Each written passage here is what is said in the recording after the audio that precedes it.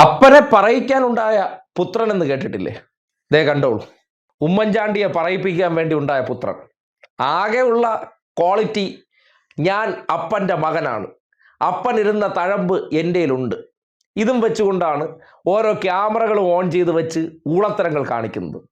സാധാരണഗതിയിൽ ഒരു മരണ വീട്ടിൽ പോയാൽ ആർക്കും പെട്ടെന്ന് ചിരിക്കാൻ കഴിയാറില്ല.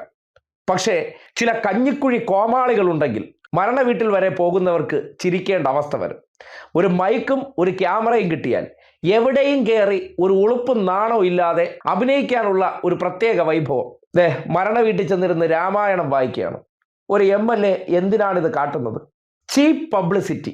അതിനപ്പുറത്തേക്ക് അതിനോടുള്ള താല്പര്യം കൊണ്ടൊന്നുമല്ല. നാട്ടുകാരുടെ മുന്നിലും കുറച്ച് സംഘികളുടെ മുന്നിലൊക്കെ നമ്മുടെ രാമായണം പോലും എടുത്ത് വായിക്കുന്ന സിമ്പിളായിട്ടുള്ള MLA എന്ന് തോന്നിപ്പിക്കാൻ വേണ്ടി കാണിക്കുന്ന കഞ്ഞിക്കുഴി ഊളത്തരം നിങ്ങളൊന്ന് കണ്ടേ. വാട്ടം വരാതെ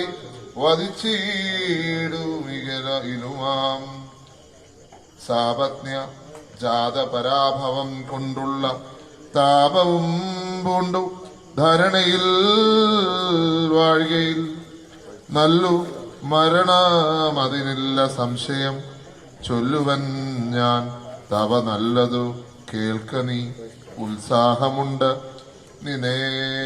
നിന്നേക്കെങ്കിലും ഇരിക്കാലം ത്വൽസുതൻ തന്നെ വാഴിക്കും നരവരൻ രാമനീഴരാണ്ട് കാനനവാസവും ഭൂമിപാലാജ്ഞയ ചെയ്യുമാറാക്കണം. നാടടക്കം ഭരതന് വരുമതി പ്രൗഢകീർത്തിയ നിനക്കും വസിക്കാം ചിരം വേണമെന്നാകിലും അതിനുപായവും പ്രാണസമേ തവ ചൊല്ലിത്തരുവൻ ഞാൻ. മുന്നം സുരാസുര യുദ്ധേ ദശരഥൻ തന്നെ മിത്രാർത്ഥം മഹേന്ദ്രൻ അർത്ഥിക്കുകയാൽ മന്നവൻ ശാപബാണങ്ങളും കൈക്കൊണ്ടു തന്നെ സൈന്യസമം തേരിനേറിനാൽ നിന്നോട് കൂടവേ വിണ്ണിലകം പൂക്കു സന്നദ്ധനായി ചെന്ന സുരരോടേറ്റപ്പോൾ. അപ്പനെപ്പോലെ സിമ്പിളാണെന്ന് പറയിക്കാൻ എന്തെല്ലാം കോമാളി വേഷങ്ങൾ കെട്ടണം.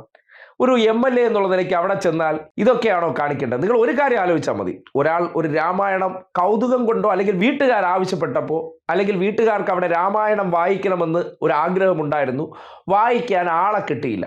ആ സന്ദർഭത്തിൽ ഒരു MLA പോയി വായിച്ചാൽ അതൊരു അന്തസ്സുണ്ട്. ഇത് പക്ഷേ അവിടെ ഒരാൾ വായിച്ചുകൊണ്ടിരിക്കുന്നത് കാണുന്നു, നൈസിന് അവിടെ പോകുന്നു, ആ സൈഡിൽ PR ക്യാമറ ഓണായി നിൽക്കുന്നത് നോക്കിയേ.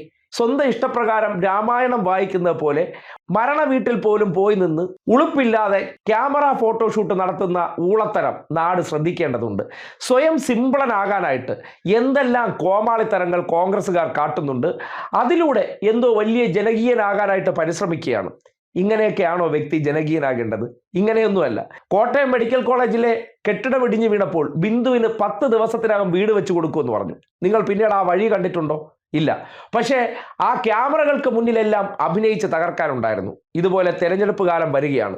സംഘികളെയൊക്കെ ഒന്ന് ഇംപ്രസ് ചെയ്യിക്കാനും ഹിന്ദുക്കൾക്കിടയിൽ ഞാൻ രാമായണം പോലും വായിക്കുന്ന ആളാണെന്ന് വരുത്തി തീർക്കാൻ അപ്പൻ്റെ ലെഗസി അല്ലാതെ സ്വന്തമായ ഒരു കഴിവ് പോലുമില്ലാത്ത ഒരു മകൻ്റെ കഞ്ഞിക്കുഴി ഊളത്തരമായിട്ട് വേണം ഇതിനെ കാണാൻ. അല്ലാതെ ഇമാതിരി പ്രവർത്തനങ്ങളൊക്കെ ഒരു മരണ വീട്ടിൽ പോയി കാണിച്ച് അവിടെ നിൽക്കുന്ന ആൾക്കാരെ പോലും ചിരിപ്പിക്കാനായിട്ട് ഒരു ഉളുപ്പുമില്ലെങ്കിൽ ഒന്ന് ആലോചിക്കുക, ഇയാളുടെയൊക്കെ ബുദ്ധി ഉറച്ചതാണോ ഇല്ലയോ എന്നുള്ള കാര്യം.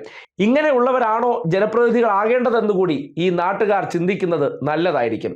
അപ്പൻ ആനപ്പുറത്ത് കയറിയതിൻ്റെ പേരും പറഞ്ഞ് അതിലൂടെ അർഹതപ്പെട്ടവരെ വെട്ടി പിൻവാതിലൂടെ നിയമസഭയിലെത്തിയ വ്യക്തിയാണ്, അല്ലാതെ അർഹത കൊണ്ട് കടന്നു വന്ന വ്യക്തിയല്ല. അവരെ സംബന്ധിക്കുന്നിടത്തോളം പദവി കിട്ടിക്കഴിഞ്ഞാൽ അതിലിരുന്നു കൊണ്ട് എന്തൊക്കെ കോമാളിത്തരങ്ങൾ കാണിക്കാം, അതെടുത്ത് സോഷ്യൽ മീഡിയയിൽ ഇട്ട് ലൈക്ക് വാങ്ങിക്കാം. ഇതിനപ്പുറത്തേക്ക് മറ്റൊരു ഉദ്ദേശവും ഈ ദൃശ്യത്തിന് പിന്നിലില്ല എന്ന് പറയേണ്ടി വരികയാണ്. ഈ തട്ടിപ്പൊക്കെ നാട്ടുകാർ തിരിച്ചറിയണം.